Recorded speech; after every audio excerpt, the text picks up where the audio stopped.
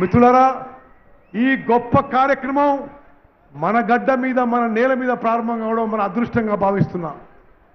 యావత్ భారతదేశంలో ఏ రాష్ట్రంలో ఈ విధంగా జరగడం లేదు. మన అమ్మ సోనియా గాంధీ గారు కన్న కలలు నెరవేర్చబోతున్నాము. ఆహార భద్రత చట్టం వారు తీసుకొచ్చారు. ఈ రోజు మనం తీసుకొచ్చిన సన్న బియ్యం కార్యక్రమంతో ఆహార భద్రత విషయంలో నిజమైన ఆహార భద్రత, నిజమైన ఫుడ్ సెక్యూరిటీ ఈ రోజు తెలంగాణలో కాంగ్రెస్ ప్రభుత్వం మరి అందరికీ భద్రత ఇవ్వబోతుందని చెప్పి మనం చేస్తున్నాం. మిత్రులారా, ఈ విషయంలో కొన్ని మరి మీరందరూ కూడా ముఖ్యమంత్రి గారు వచ్చిన అదులకు మనం చేయాలి. ఈ రోజుల్లో ఈ కమర్షియల్ పాలిటిక్స్ లో హుజూర్ నగర్, కోదాడులో వచ్చిన అక్కలు, చెల్లెళ్ళు, అన్నలు, తమ్ముళ్ళు స్వచ్ఛందంగా ఇంత పెద్ద సంఖ్యలో వచ్చిన విషయాన్ని మనం చేస్తున్నా. గత పదేళ్ల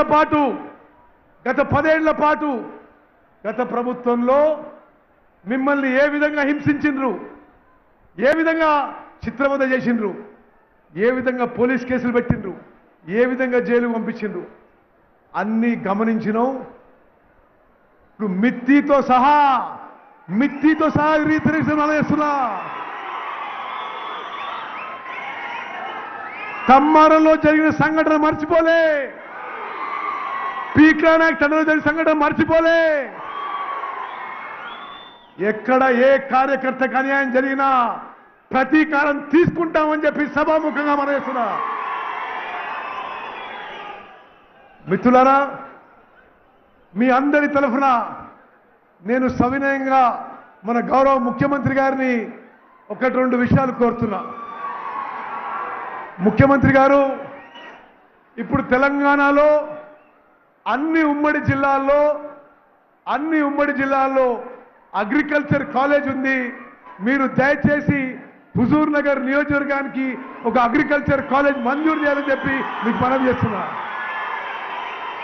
అదేవిధంగా సూర్యాపేట జిల్లాకి ఒక జవహర్ నవోదయ విద్యాలయ మంజూరైంది. కోదాడులో మరి మేము స్థలం చూసినాం.